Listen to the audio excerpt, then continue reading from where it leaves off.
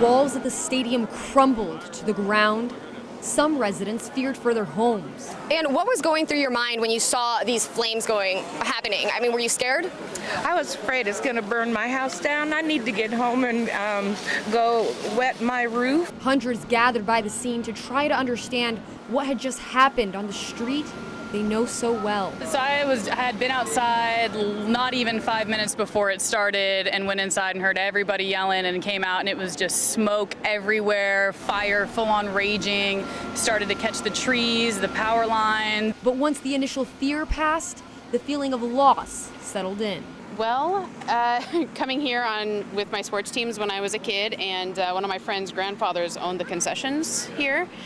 There were people walking away from seeing this fire crying. One man was sobbing. He had tears going down his face. It's like he had lost an old friend.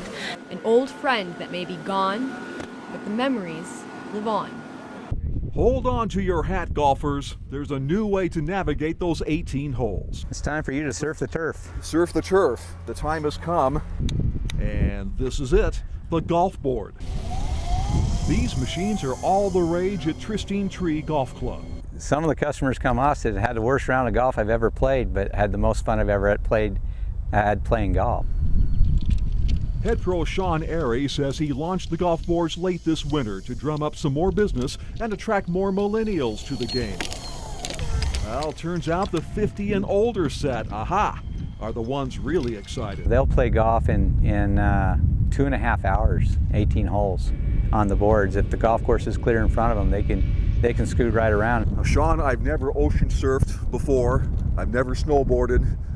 Can I run this? I think so. I think we can get you on this thing. So you have a high speed that goes about 9 miles an hour.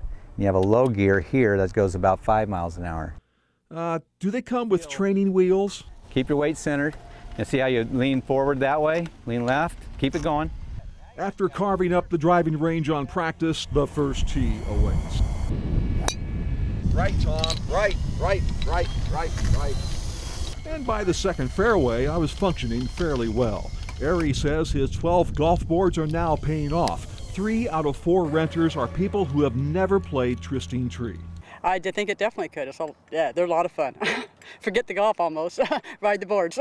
Growing the game of golf, one happy customer at a time. Thank you. And I made it alive. Yeah, you did. And you probably shot the best round. There's eco-friendly. You can see on the inside here, you've got your bamboo backing. And then there's green to the grave. And when the person's in there, it's just so delicate looking. And whether you'd prefer an open or closed casket, you can be laid to rest in a basket. in the basket aspect, the weaving is similar, but different as far as these are designed to carry up to 300 pounds. Wade Lynn says natural burials can lighten the load on your wallet and lift your spirits. Oh, we dig ya. If the traditional hearse doesn't quite suit your style, Sunset Hills Cemetery and Funeral Home has another option to get you to your final resting place.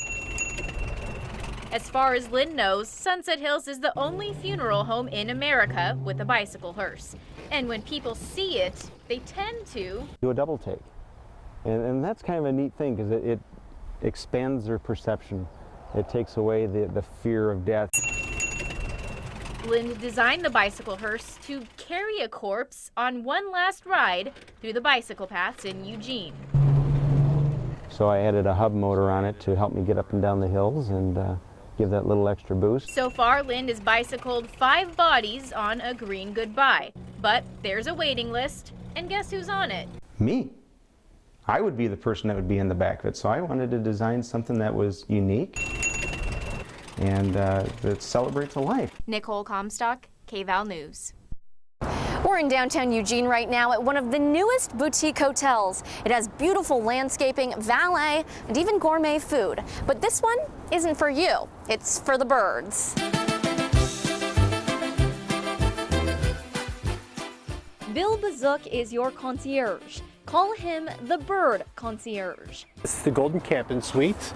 It's a split-level deluxe accommodations with very strong wire designed to keep any potential predators like raccoons out of there. A nightly stay starts at $2, which includes fresh food, water, and a safe haven. For an additional $1 per chicken per day, you get the deluxe service. That includes chopped organic vegetables, organic grains, as well as turn down service, which includes the deluxe mealworms at the end of the day. Bazook makes sure the suites are sparkling clean. We can have no signs of chicken poo whatsoever, so we pick it up on a daily basis. Then once these girls check out, we do a very deep cleaning. Let them know we're coming, so we say, "Here, Chucky Chuck Chucks, how are you, sweethearts?" We simply go in there like that, and we scoop it up, scoop it up, scoop it up. This is truly the VIP chicken treatment. We'll even go so far as if you're on vacation, you want to check up on your chickens, we'll even send you a text message with a photograph. If you want to make a reservation, you better do it pretty soon. They're about 50% booked right now, but they say that by Memorial Day weekend, they might be completely booked. In Eugene, Lauren Lee, KVAL News.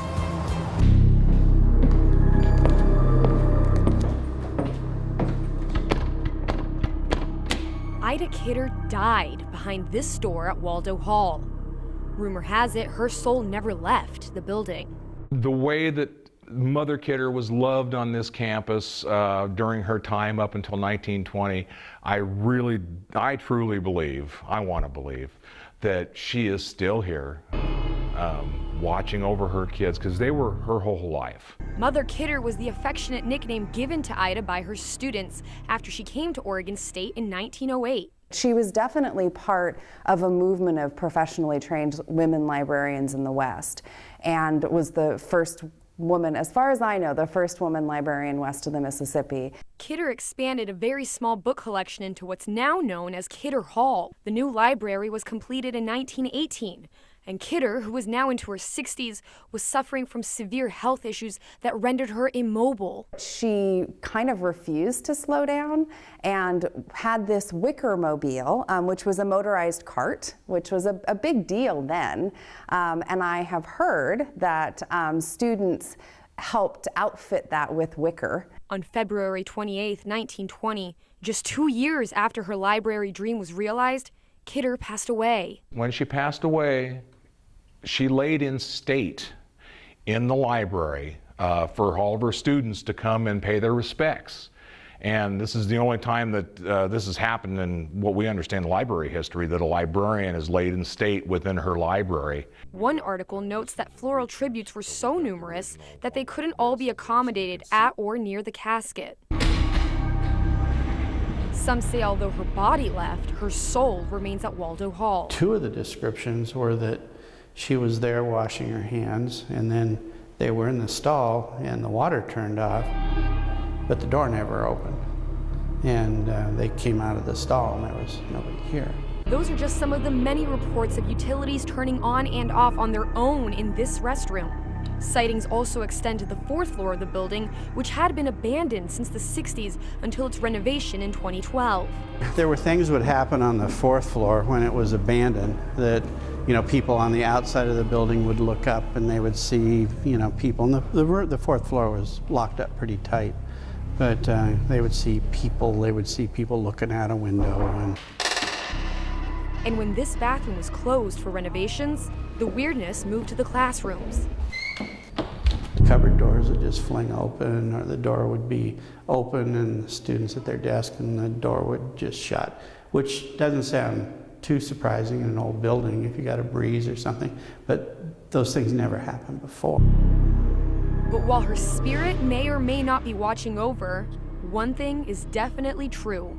Her legacy lives on.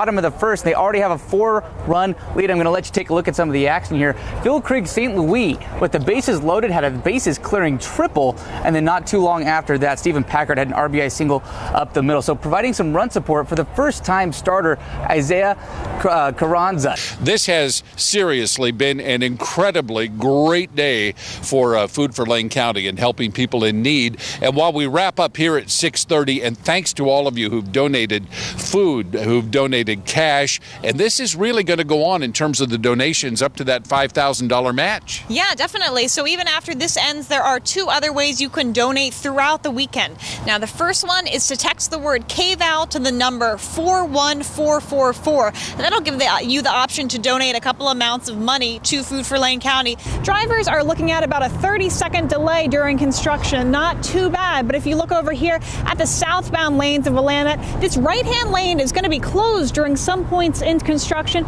but don't worry too much.